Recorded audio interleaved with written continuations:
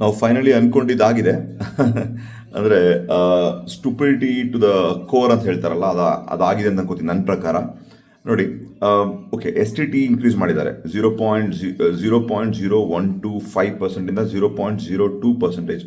ಅದ್ರ ಇಂಪ್ಯಾಕ್ಟ್ ಏನು ಅಂತ ಸಾಯಂಕಾಲ ನಾವು ಡಿಸ್ಕಷನ್ ಡೀಟೇಲ್ ಆಗಿ ಮಾಡೋಣ. ಫ್ಯೂಚರ್ ಆ್ಯಂಡ್ ಆಪ್ಷನ್ಸ್ ಮೇಲೆ ಹಾಕಿದ್ದಾರೆ. ದಟ್ ಈಸ್ ಓಕೆ, ಎಕ್ಸ್ಪೆಕ್ಟೆಡ್, ಅಂದರೆ ತಪ್ಪದು, ಬಟ್ ಎಕ್ಸ್ಪೆಕ್ಟೆಡ್ ಅನ್ಕೋಬೋದು. ಬಟ್ ಕ್ಯಾಪಿಟಲ್ ಗೇನ್ ಟ್ಯಾಕ್ಸ್ನ 10% 12.5% ಮಾಡಿದ್ದಾರೆ. ನಿಮಗೆ ಇಂಡಸ್ಟ್ರೀಸ್ ಬೆಳಿಬೇಕು ಅಂದರೆ ದುಡ್ಡು ಸ್ಟಾಕ್ ಮಾರ್ಕೆಟಿಗೆ ಬರಬೇಕು. ಸ್ಟಾಕ್ ಮಾರ್ಕೆಟ್ ದುಡ್ಡು ಬಂದಿಲ್ಲ ಅಂದರೆ ಹೆಂಗೆ ಅದು ಪೀಪಲ್ ವಿಲ್ ಬಿ ಮೋಟಿವೇಟೆಡ್ ಅಲ್ವಾ? ಅಂದರೆ ಇದೆಲ್ಲ ಒಂದು ನೆಗೆಟಿವ್ ಫಾರ್ ದ ಮಾರ್ಕೆಟ್ ಅಂತ ಅನ್ಕೋಬೋದು. ಇದ್ರ ಬಗ್ಗೆ ಡೀಟೇಲ್ ಚರ್ಚೆ ಮಾಡ್ಕೊಳ್ಳೋಣ. ಇದು ಎರಡು ಮೇಜರ್ ಹೊಡೆತಗಳಿದೆ. ಇನ್ಕಮ್ ಟ್ಯಾಕ್ಸಲ್ಲಿ ಅಂದರೆ ಕಾಮಿಕಲ್ ಅನ್ಬೋದು. ಅಂದರೆ ಇನ್ಕಮ್ ಟ್ಯಾಕ್ಸ್, ಪರ್ಸನಲ್ ಇನ್ಕಮ್ ಟ್ಯಾಕ್ಸ್ನ ಏನು ಅವರು ನ್ಯೂ ಟ್ಯಾಕ್ಸ್ ರೆಜಿಮಲ್ಲಿ ಇದು ಮಾಡಿದ್ದಾರೆ. ಮಲ್ಟಿಪಲ್ ಸ್ಲ್ಯಾಬ್ಸ್ ಟ್ಯಾಕ್ಸ್ನ ಸಿಂಪ್ಲಿಫೈ ಮಾಡ್ತೀನಿ ಅಂತ ಹೇಳಿದವರು ಅಷ್ಟೊಂದು ಸ್ಲ್ಯಾಬ್ಗಳನ್ನ ಕೊಡೋ ಅವಶ್ಯಕತೆ ಏನಿದೆ ಅಲ್ವಾ? 0 to 3 lakh, ನನ್ನ ಇದು ನೋಡ್ತಾ ಇದ್ದಾರೆ, 0 to 3 lakhs ಒಂದು ಸ್ಲ್ಯಾಬ್ ಅಂತೆ, 3 to 5 lakh ಒಂದು ಸ್ಲ್ಯಾಬು, 3 to 7 lakh ಒಂದು ಸ್ಲ್ಯಾಬು, 7 to 10 lakh ಒಂದು slab, 10 to 12 lakh, 12 to 15 lakh, 15 lakh ಅಬೋ, ಈ ಥರ ಮಲ್ಟಿಪಲ್ ಸ್ಲ್ಯಾಬ್ಸ್ ಕೊಡುವಂತಹ ಅವಶ್ಯಕತೆ ಇರಲಿಲ್ಲ. ಮೋರ್ ಓವರ್, ಲೋವರ್ ಮಿಡ್ಲ್ ಕ್ಲಾಸ್ಗೆ 17,000 ರೂಪಾಯಿ, ಲೋವರ್ ಮಿಡ್ಲ್ ಕ್ಲಾಸ್ಗಲ್ಲ, ಯಾಕಂದ್ರೆ ಮಿಡ್ಲ್ ಕ್ಲಾಸ್ ಅವರೆಲ್ಲ ಯೂಶಲಿ 10% ಮೇಲೆ 10 lakhs ಮೇಲೆ ಅರ್ನ್ ಮಾಡ್ತಿರ್ತಾರೆ ಅನ್ಕೊಳ್ಳೋಣ ಆಯ್ತಾ. ಲೋವರ್ ಮಿಡ್ಲ್ ಕ್ಲಾಸ್ಗೆ ವರ್ಷಕ್ಕೆ 17,500 ರೂಪಾಯಿ ಅಂದರೆ ತಿಂಗಳಿಗೆ ಬರೀ ಒಂದು 1,000 ರೂಪಾಯಿ ಅಪ್ರಾಕ್ಸಿಮೇಟ್ಲಿ ಆಫ್ಟರ್ ಟ್ಯಾಕ್ಸ್ ಎಲ್ಲ ಹೋದರೆ ನಿಮಗೆ ಇಟ್ ಈಸ್ ನೆಗ್ಲಿಜಿಬಲ್ ಇದು ಅಂತ ಅನ್ಕೋಬೋದು. ಬೇರೆ ಕಡೆ ಎಲ್ಲನೂ ಟ್ಯಾಕ್ಸ್ ಇನ್ಕ್ರೀಸ್ ಮಾಡಿದ್ದಾರೆ ಆಯಿತಾ. ಎಷ್ಟೊಂದು ಜಾಗದಲ್ಲಿ ನಮಗೆ ಇದು ನೋಡಿ, ಇದ್ರ ಬಗ್ಗೆ ಚರ್ಚೆ ಮಾಡ್ಕೊಳ್ಳೋದಾದ್ರೆ ನಿಮಗೆ ಮಾರ್ಕೆಟಿಗೆ ದುಡ್ಡು ಹೋಗಲಿಲ್ಲ ಅಂದರೆ ಹೆಂಗೆ ಇಂಡಸ್ಟ್ರೀಸ್ ಬೆಳೆಯುತ್ತೆ, ಹೆಂಗೆ ಇದು ಮಾಡುತ್ತೆ ಅಂತ ನೋಡ್ಕೋಬೇಕು. ಇದು ವೆರಿ ನನ್ನ ಪ್ರಕಾರ ಇದೊಂದು I am not very happy with this budget. ನಂಗೆ ತುಂಬ ಖುಷಿಯಾಗಿತ್ತು. ಅಂದರೆ ಈ MSMEಗಳಿಗೆ ಮತ್ತು ಈ ಮ್ಯಾನುಫ್ಯಾಕ್ಚರಿಂಗ್ ಸೆಕ್ಟರ್ಗೆ ಏನು ಒತ್ತು ಕೊಡೋಕ್ಕೆ, ಸ್ಕಿಲ್ ಡೆವಲಪ್ಮೆಂಟ್ ಆಗಲಿ ಅಥವಾ ಲೋನ್ಗಳು ಜಾಸ್ತಿ ಮಾಡಾಗಲಿ ಅಂತೆಲ್ಲ ಮಾಡಿದ್ದಾರೆ, ಅದೆಲ್ಲ ಖುಷಿ ಇತ್ತು. ಬಟ್ ಮೋಸ್ಟ್ಲಿ ಇದು ಪಾಪ್ಯುಲಿಸ್ಟ್ ಬಜೆಟ್ ಅಂತ ಹೇಳೋಕ್ಕಾಗಲ್ಲ. ಆಂಧ್ರ ಪ್ರದೇಶ್, ಬಿಹಾರ್ನ ಖುಷಿ ಪಡಿಸುವಂಥ ಒಂದು ಕೆಲಸಗಳನ್ನ ಮಾಡಿದ್ದಾರೆ. I am not very happy ಅಂತ ಅನ್ಸುತ್ತೆ. ತುಂಬ ಎಕ್ಸ್ಪೆಕ್ಟೇಷನ್ಸ್ ಇತ್ತು.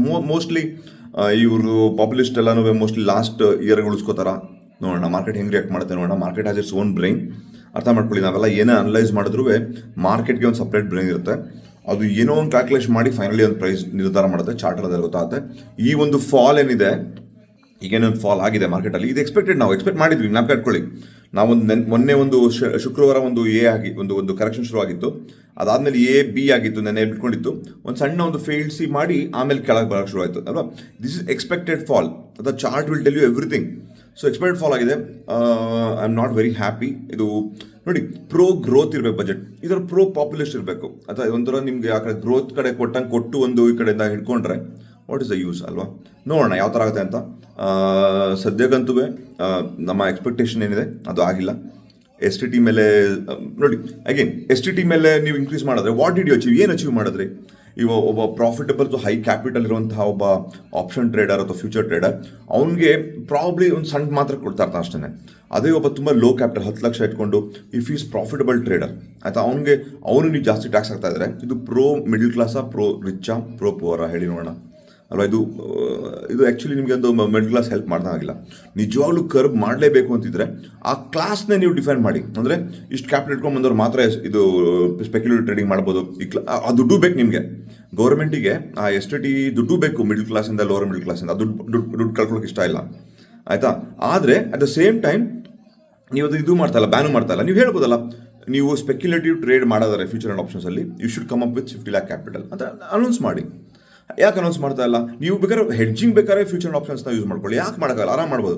ಹೆಡ್ಜಿಂಗ್ ಬೇಕಾದ್ರೆ ಫ್ಯೂಚರ್ ಆಪ್ಷನ್ ಮಾಡಿ. ನಿಮ್ಮದ ಒಂದು ಈಗ ಕರೆನ್ಸಿಗೆ ಮಾಡೋದು, ಕರೆನ್ಸಿಯಲ್ಲಿ ಹೇಳಿದ್ರೆ ನಿಮ್ಮ ಅಂಡರ್ಲೈಂಗ್ ಅಸೆಟ್ ಇದ್ದರೆ ಮಾತ್ರ, ನೀವು ಕರೆನ್ಸಿಯಲ್ಲಿ ನೀವು ಇದು ಮಾಡ್ತಾ ಇದ್ದಾರೆ ಮಾತ್ರ ನೀವು ಕರೆನ್ಸಿ ಟ್ರೇಡಿಂಗ್ ಮಾಡ್ಬೋದು ಅಂತ ಹೇಳಿದ್ದಾರೆ ಅಲ್ಲ. ಅದೇ ಥರ ಇದರಲ್ಲೂ ಮಾಡಿ. ನೀವು ಅಂಡರ್ಲೈಂಗ್ ನಿಮ್ಮದೊಂದು ರಿಲಯನ್ಸ್ ಸ್ಟಾಕ್ಸ್ ಇದ್ದರೆ ಅದನ್ನು ಹೆಡ್ಜ್ ಮಾಡೋಕ್ಕೆ ರಿಲಯನ್ಸ್ ಆಪ್ಷನ್ಸ್ ಬೇಕಾದ್ರೆ PE ಬೈ ಮಾಡಿ, ಹೆಡ್ಜ್ ಮಾಡೋಕ್ಕೆ ಸ್ಪೆಕ್ಯುಲೇಟಿವ್ ಮಾಡಿಬಿಡಿ ಅಂತ ರೂಲ್ಸ್ ಮಾಡ್ಬೋದು. ಯಾಕೆ ಮಾಡಲ್ಲ ಅದನ್ನ? ಯಾಕಂದರೆ ನಿಮ್ಗೆ ಹ್ಯೂಜ್ ರೆವೆನ್ಯೂ ಲಾಸ್ ಆಗುತ್ತೆ ಅಲ್ವಾ. ಬೇಕಾದ್ರೆ ನಿಮಗೆ ಇಲ್ಲಿ ಹ್ಯೂಜ್ ರೆವೆನ್ಯೂ ಲಾಸ್ ಆಗುತ್ತೆ, ಅದನ್ನು ಮಾಡೋಕ್ಕೆ ಇಷ್ಟ ಇಲ್ಲ ನಿಮಗೆ. ದುಡ್ಡು ಬೇಕೇ ಬೇಕು ನಿಮಗೆ. ಬಟ್ ಎವೆಂಚುಲಿ ಏನು ಮಾಡ್ತಾ ಇದ್ದೀರಾ? ಈ ಸಣ್ಣ ಟ್ಯಾಕ್ಸ್ ಇನ್ಕ್ರೀಸ್ ಮಾಡಿ ಮ್ಯಾಕ್ಸಿಮಮ್ ಜನ ಮಿಡಲ್ ಕ್ಲಾಸ್ ಮೇಲೆ ನೀವು ಹೊಡ್ತಾ ಕೊಡ್ತಾ ಇದ್ದೀರಾ. So I'm not happy.